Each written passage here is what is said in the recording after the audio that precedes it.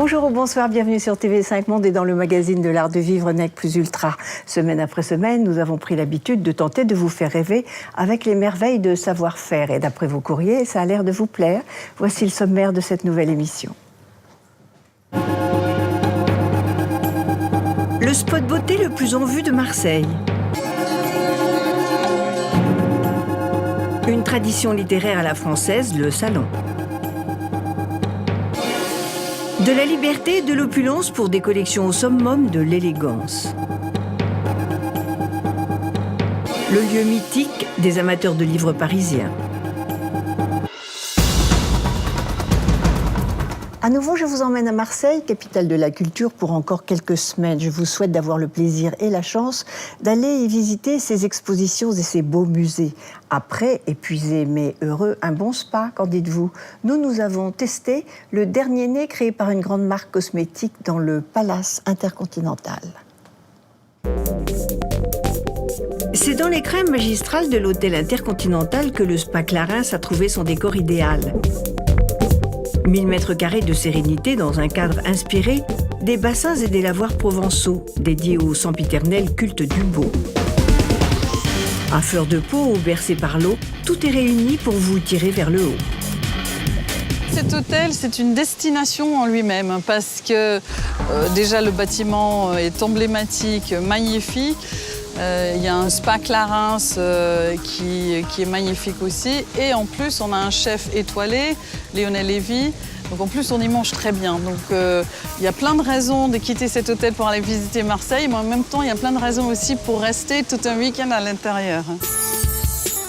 Le bâtiment était un ancien hôpital qui a été aménagé en hôtel. Donc il y a eu plus de 3 ans de travaux. On a voulu garder le même style, l'âme de la bâtisse. Donc on a composé avec donc un spa qui est un petit peu atypique sur 2 étages. On a vraiment des tonalités minérales avec des pierres apparentes, des très très beaux volumes. Vous avez donc une jolie piscine à la lumière du jour. On a également 2 saunas. On a un sauna traditionnel finlandais qui chauffe donc entre 90 et 110 degrés. Et on a également une nouveauté, donc un sauna infrarouge qui va chauffer les particules d'eau à travers la peau, donc la température n'excède pas les 45 degrés, ce qui reste vraiment supportable pour tout le monde. On peut même rentrer avec les bijoux, donc ça fait le bonheur des dames. Au niveau des hammams, donc on a 2 hammams, un traditionnel et un second qu'on utilise également pour les soins sous infusion, les gommages avec des tables de gommage qui sont chauffantes. Une piscine couverte, 2 saunas, 2 hammams, 6 cabines de soins avec pour fil d'Ariane les senteurs et l'univers des plantes et de l'eau. Entre sensations effervescentes et récréations alanguissantes, les plaisirs du spa sans aucun doute enchantent. Des soins composés autour des plantes matérialisent enfin la trêve, si souvent appelée par nos rêves. On a vraiment une large gamme de soins. Ça va de l'enveloppement, du gommage, du modelage Clarins au modelage du monde. On a vraiment des protocoles qui sont adaptés à tout type de personnes.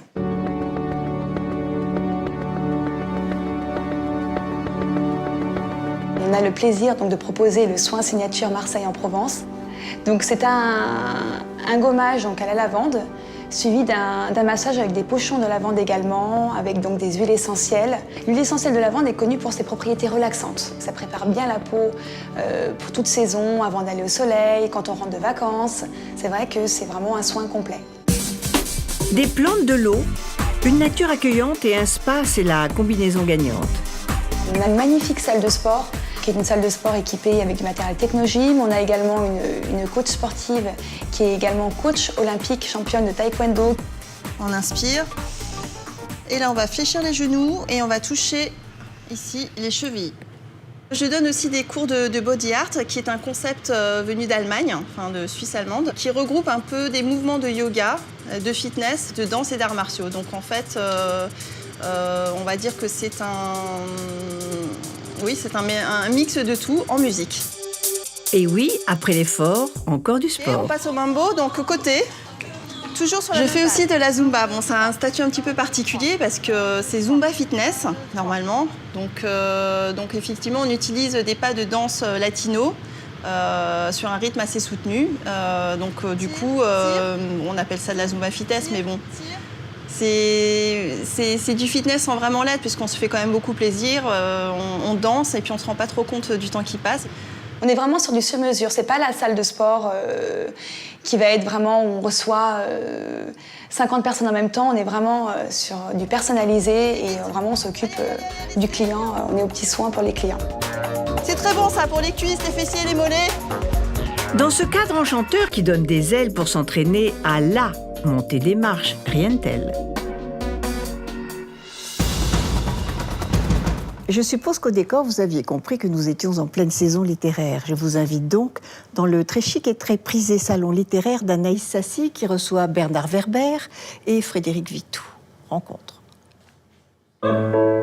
Les salons littéraires de ces dames soutenaient dès le XVIIe siècle brillamment la comparaison avec l'Académie française de laquelle les femmes étaient encore privées.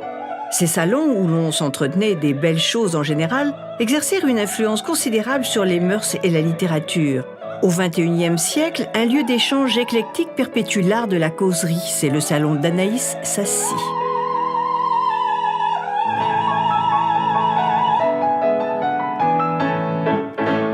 Bonsoir mesdames, bonsoir messieurs. Donc ce soir, c'est notre 12e édition du salon d'Anaïs. Le temps passe, effectivement. Et nous avons le plaisir de recevoir monsieur Frédéric Vitou pour son magnifique ouvrage « Voir Manet » publié aux éditions Fayard. J'ai la chance, ici, de participer à ce qui est une très vieille et très belle tradition française, qui est celle des salons et des salons littéraires, qui sont à la fois des lieux de haute culture et d'une certaine manière, ça l'était peut-être plus autrefois qu'aujourd'hui, des lieux de pouvoir. Souvent, dans les salons, se défaisaient les réputations, s'imposaient les écrivains, florissaient les idées, et même pour l'Académie française. C'est souvent dans les salons que se fomentaient les conspirations, on disait, ah si un tel pouvait être à l'Académie, on parlait à un académicien qui était dans les salons. Bref, ces salons étaient des lieux de haute culture, de conversation et de pouvoir. Frédéric Vitou a commencé à écrire quand même en 73, 34 livres, donc c'est une œuvre quand même, je trouve, majeure. En plus, c'est un grand spécialiste de Céline. Je pense que c'est le plus grand spécialiste de Céline en France. Et puis, il y a quelque chose de fascinant chez lui, c'est cette fidélité à ses passions. Donc, il est passionné par Rossini, passionné par Venise, l'Italie, par Stendhal, par l'île Saint-Louis. Donc, dans ses ouvrages, j'ai trouvé beaucoup d'humanité, de simplicité, une très belle écriture aussi. Et puis alors là, son dernier ouvrage sur Manet, eh bien, ça m'a emmenée jusqu'à Venise. Je suis allée voir l'exposition à Venise sur Manet. Et ça a été un moment inoubliable. Aller à Venise, voir Manet et mourir. Je vais vous parler de Manet parce que pendant des dizaines d'années, en regardant les tableaux de Manet, je vous l'avoue, je ne les comprenais pas. Ils étaient mystérieux pour moi. Qu'est-ce qu'ils nous racontaient dans ces tableaux ? Dans des tableaux comme Le Balcon, comme Le Déjeuner sur l'herbe, comme Olympia, comme Un bar aux Folies Bergères et d'autres. Et je voulais essayer de comprendre quel était le discours de Manet, qu'est-ce qui lui tenait à cœur, qu'est-ce qu'il tenait à exprimer. On peut dire que chacun des grands tableaux de Manet fait référence explicitement à un ou plusieurs grands tableaux des maîtres anciens. Ces maîtres ont été, pour l'essentiel, les Espagnols, Velázquez, Goya, mais aussi les peintres flamands. Il doit aussi beaucoup aux peintres italiens, et en particulier aux Vénitiens, à Titien. On est avec le public, mais il y a un dialogue qui s'installe comme un voyage tous les deux dans le livre. Je suis dans la tête de l'écrivain, je pense, parce que j'ai beaucoup lu l'écrivain. Et en même temps, quand il sent, lui, cette complicité, alors là, je pense qu'il explose complètement. Et il y a quelque chose, à mon avis, qui ne s'exprime peut-être pas dans d'autres circonstances, parce que je les vois aussi invités sur d'autres plateaux. Je les vois beaucoup plus libres et beaucoup plus expressifs, beaucoup plus dans l'émotion. Et Frédéric Vitou d'ajouter à l'unisson. Dans le salon, il y a d'abord un peu, je dirais, de l'amitié, de l'échange. Un public plus restreint qui fait qu'on parle à des individus et non pas à une audience. Et c'est pour ça que le salon, dans ce qu'il a de plus classique et de plus moderne, comme aujourd'hui, et même si c'est un art en voie de disparition, il faut le maintenir et il faut que des gens comme Anaïs Sassi maintiennent cette idée formidable qu'elle a eue de faire ce salon. Amis des lettres, des sciences et des arts, un nouveau cercle s'ouvre à vous. Ils lisent systématiquement le livre et j'ai toujours des retours. Donc c'est gagné. Le livre est lu. Le livre est transmis, le livre est lu. Et puis, ils reviennent tous. Ce sont vraiment des accros, oui. Un salon, c'est la tradition et aussi le temple des entrées délicates et des gracieuses frivolités. Anaïs Sassi ouvre aux grands esprits de son temps un cadre informel propice aux échanges et à l'émulation. L'écrivain Bernard Werber vient à son tour se prêter à ces conversations libres et conviviales. L'auteur aux 20 millions d'exemplaires vendus dans le monde est venu annoncer à l'humanité sa 3e dimension. Je ne sais pas du tout comment ça va se passer. Je ne sais pas du tout qui je vais rencontrer. Je vois juste qu'il y a Anaïs, c'est ça, qui s'est donné beaucoup de mal et qui a beaucoup insisté pour organiser ça dans les meilleures conditions. De manière générale, chaque fois que je sens qu'il y a des gens qui sont enthousiastes dans ce qu'ils font, qui sont passionnés, j'essaie de les rejoindre, de les aider et d'entrer dans cette passion.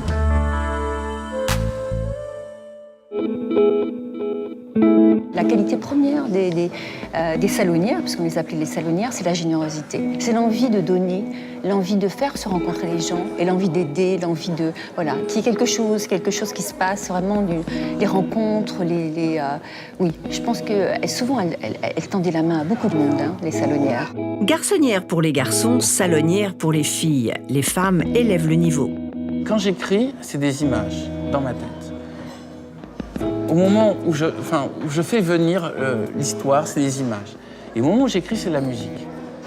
Donc, je suis attentif au chant de la ligne de mots qui s'enchaînent les unes avec les autres. Et je fais rentrer ce chant, parfois, en vibration avec de la musique classique. C'est-à-dire j'écoute de la musique au casque, et sur cette musique, je crée ma musique de mots. Et en fait, l'idéal, ça serait que le lecteur écoute la musique classique que j'ai écoutée en même temps que j'écris ma musique des mots, et il aurait le même effet que moi j'ai au moment de la création.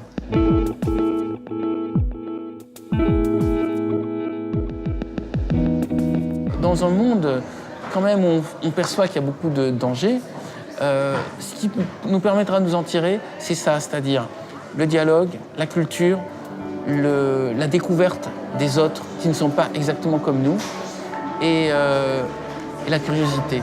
Ce salon littéraire sous des airs débonnaires aborde des matières qui sont dans l'air. Ils ne s'attendent pas à ça. D'habitude, des dédicaces soit dans des salons en province, soit dans des librairies. Mais des lieux, il n'en existe pas des lieux comme celui-ci. Voilà, je pense que effectivement, c'est un grand luxe. Après Françoise de Maintenon au XVIIe siècle, Georges Sand au XIXe siècle, le dernier salon où l'on cause, c'est chez Anaïs Sassi. Avec la mode cette semaine, on vous dévoile tout Dior par un Raf Simons débordant de talent et très à l'aise avec les codes maison, que ce soit en haute couture, prêt-à-porter ou collection croisière. Direction Monaco, on ne te fait pas attendre, Princesse Charlène. Avant de rejoindre le Rocher, un petit tour par les Invalides où la collection haute couture Dior de cet automne-hiver défile. Raf Simons, loin de se laisser paralyser par l'héritage colossal de la maison, déploie une verve et une prolixité créative réjouissante. Le grand cube blanc, installé comme désormais chaque saison place Vauban, dévoile un intérieur très conceptuel. Un podium noir, des murs blancs, sur lesquels sont projetées en direct des photos de grands photographes, reflets de leur vision de la collection.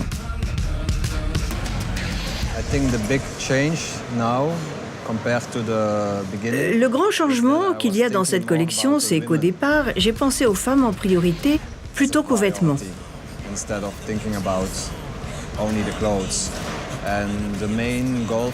Le but principal est d'apporter beaucoup plus de liberté, d'énergie et de possibilités. Nous nous sommes concentrés sur le vêtement pour enlever le maximum de restrictions possibles et ajouter beaucoup d'éléments que l'on voit dans la réalité quotidienne. La réalité d'une femme d'aujourd'hui, des pantalons, même des robes avec des poches, du mouvement.